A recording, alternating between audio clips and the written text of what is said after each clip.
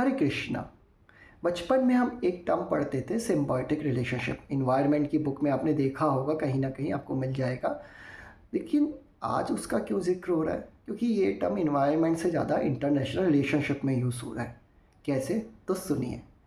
जैसा कि हम सब जानते हैं कि इंडिया यूएस के रिलेशनशिप अभी काफ़ी ज़्यादा टेंस स्टेज से गुजर रहे हैं। आखिरकार ऐसा क्या हो गया कि ट्रम्प, जो कि फर्स्ट टर्म में अपने इंडिया के लिए इतने ज़्यादा पॉजिटिव थे, वो हाल पूरी तरह से निगेटिव हो गए? उसके पीछे क्या रीज़न्स हो सकते हैं? तो उसके पीछे कई रीज़न्स हैं। उसमें से बेसिकली मैं आपको दो सॉलिड रीज़न्स बताता हूँ, जिससे आपका डाउट क्लियर हो जाएगा। बेसिकली सबसे पहले आपको इसके पीछे समझने से इसके पीछे का रीज़न समझने से पहले ये समझना होगा कि ट्रम्प का वोट बेस क्या है। किसी भी लीडर को समझने से पहले उसका वोटर बेस समझना बहुत इंपॉर्टेंट होता है। तो ट्रम्प का जो वोटर बेस है, बेसिकली जो अपने गांव के एरियाज़ होते हैं, जैसे रूरल एरियाज़ जिसे आप कह सकते हैं, तो रूरल एरियाज़ में फार्मर्स रहते हैं जो डेयरी प्रोडक्ट वगैरह के प्रोडक्शन वगैरह करते हैं, बेसिकली वो लोग हैं। तो बेसिकली ट्रम्प चाहेंगे कि उनके जो फार्मर्स हैं और उनके जो डेयरी प्रोडक्शन के जो प्रोडक्ट हैं वो बाहर एक्सपोर्ट हों। जब ऑटोमेटिकली आपका प्रोडक्ट बाहर एक्सपोर्ट होगा तो सीरियसली आपका नॉर्मली सी बात है, आपके जो फार्मर्स हैं और आपके जो डेयरी प्रोडक्शन के लोग हैं उन्हें एक अच्छा ही प्राइस मिलेंगे, गुड इंसेंटिव्स मिलेंगे। तो बेसिकली उनकी ग्रोथ होगी, और अगर उनकी ग्रोथ होगी तो वो आप ही को सपोर्ट करेंगे। ऑटोमेटिकली बात है, सीधी सी बात है, जब वो ग्रोथ करेंगे तो ऑटोमेटिकली आप ग्रोथ करोगे। तो बेसिकली ट्रम्प का चाहना ये था कि अगर उनके प्रोडक्ट जो फार्मिंग प्रोडक्ट हैं, डेयरी प्रोडक्ट हैं, अगर India India is a huge market, आप ये जानते हैं इंडिया बहुत बड़ा मार्केट है। अगर उनके प्रोडक्ट इंडिया में इजीली एक्सेसिबल हो जाएंगे, ये फार्मिंग प्रोडक्ट, तो ऑटोमेटिकली उनका जो पॉपुलैरिटी है, जिसे मैं डायरेक्टली प्रोपोर्शनल होगा वोट बेस के, वो डायरेक्टली बढ़ जाएगा। तो वो उनका संभव नहीं हो पाया, और इंडिया कभी संभव हो करेगा भी नहीं, क्योंकि उसके पीछे रीजंस हैं। इंडिया के लिए इंडिया के farmers is the top priority. आप कभी भी देखिएगा, कोई भी पॉलिसी इंडिया की डिज़ाइन होती है उसमें फार्मर्स को सबसे ऊपर रखा जाता है। तो इसलिए फार्मर्स हो गए, डेयरी प्रोडक्शन के जो हैं, डेयरी प्रोडक्शन के का जो डेयरी प्रोडक्शन में काम करते हैं वो लोग, तो बेसिकली उनको सबसे ऊपर प्रायोरिटी पर रखा जाता है। तो हम कभी भी नहीं चाहेंगे कि बाहर की कंपनीज़ के एक्सपोर्ट की वजह से इंडियन फार्मर्स पे अफेक्ट पड़े।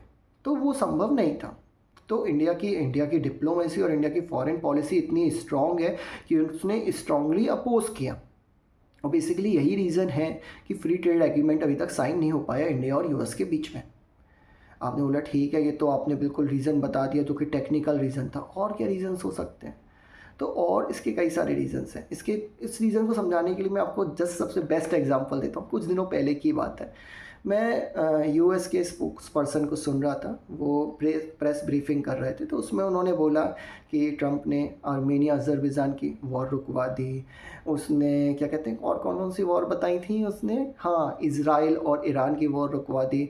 सो कॉल्ड उन्होंने कह दिया, क्या कहते हैं, जिसमें उनका कोई कंट्रीब्यूशन भी नहीं था, इंडिया और पाक की, उसे रुकवा दिया, उसका भी नाम ले लिया उन्होंने। दो तीन कंट्रीज़ के और नाम ले लिए, ताकि एक बोलते ना डाटा तैयार करना। और लास्ट में उन्होंने बोला कि नोबेल पीस प्राइज़ मिलना चाहिए कायदे। तो ऑटोमेटिकली जब इंडिया ने इस चीज़ को सपोर्ट नहीं किया, इंडिया ने इस चीज़ को क्यों सपोर्ट करेगा? क्योंकि आपने इसमें आपका कोई कंट्रीब्यूशन नहीं है according to the factual data. ठीक है, आपका कोई कंट्रीब्यूशन है ही नहीं है, तो क्यों सपोर्ट करेगा? तो ऑटोमेटिकली क्या होगा, इस चीज़ से एक होता है ना कि आप वो चीज़ यहाँ पे रिफ्लेक्ट कर गए, इंडिया यूएस के रिलेशनशिप पे रिफ्लेक्ट कर गए। और वो सही भी है। देखिए, बात सीधी सी है, जब जो चीज़ गलत है तो उसे गलत ही बोला जाएगा ना।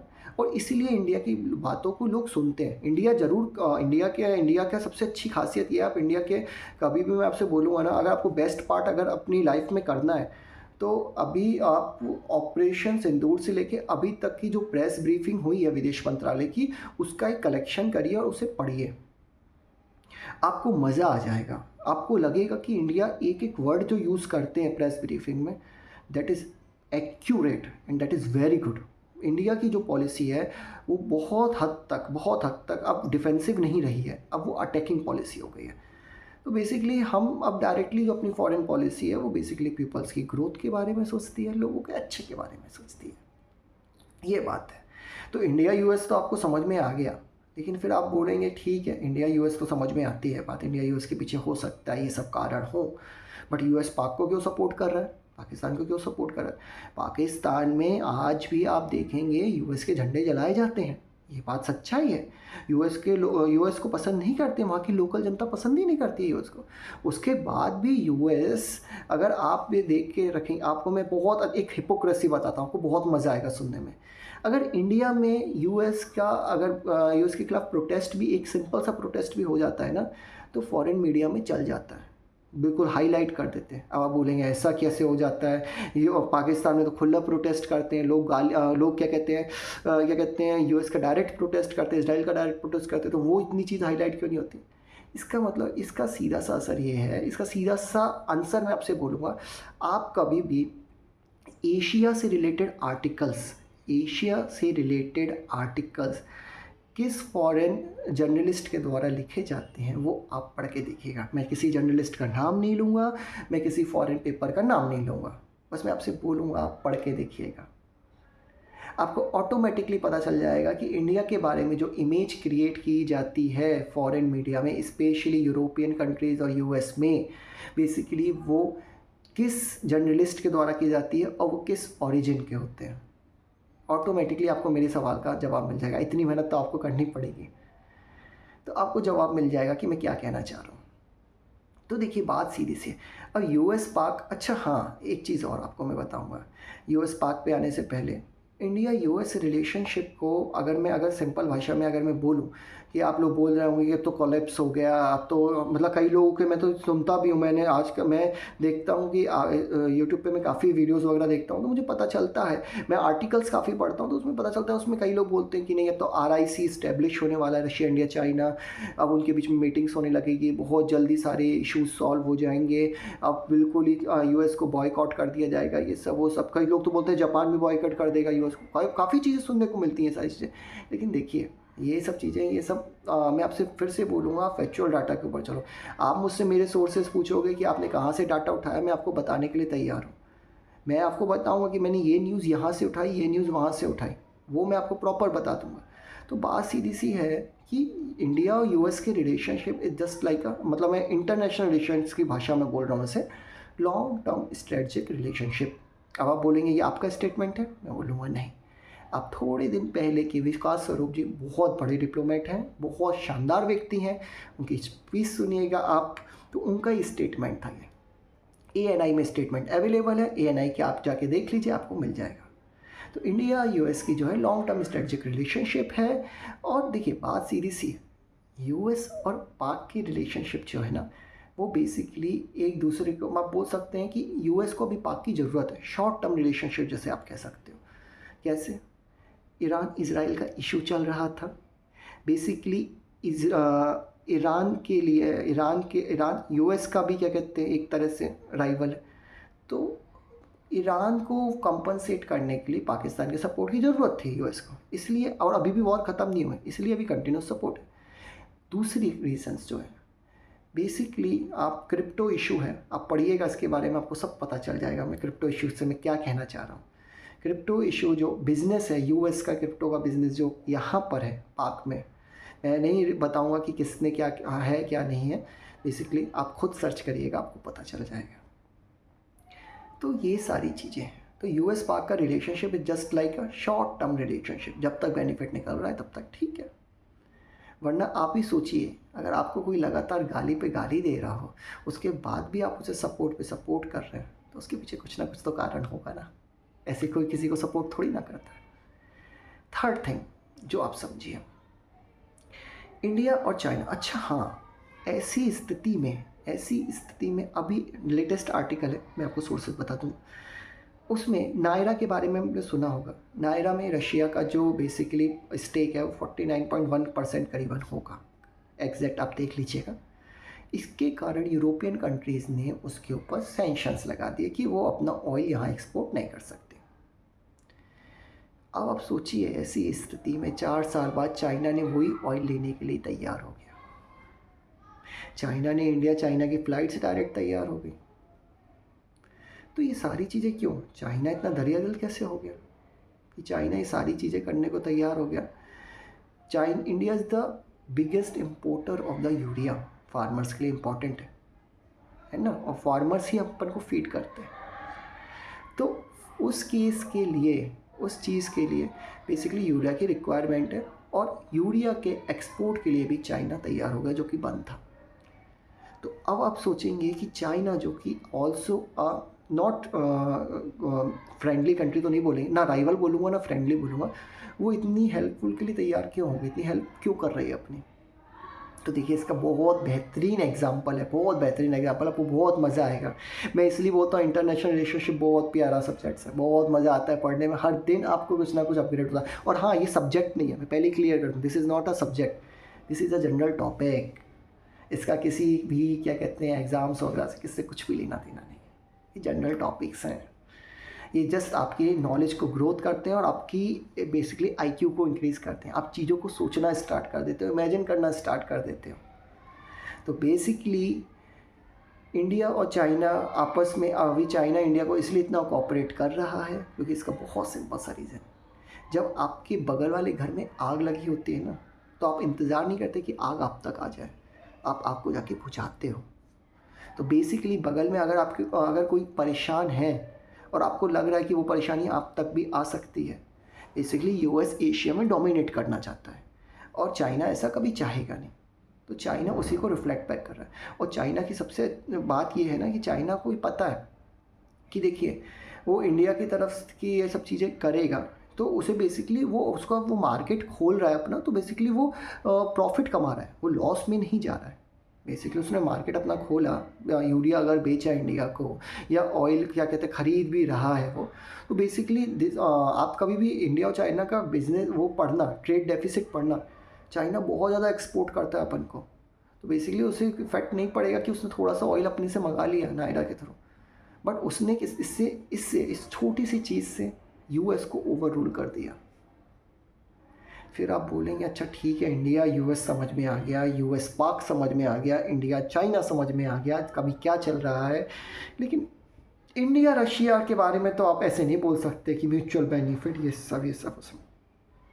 तो मैं आपसे बोलूँगा India Russia is one of the most organic relationship in whole world. पूरे विश्व में सबसे ऑर्गेनिक रिलेशनशिप इंडिया और रशिया की है।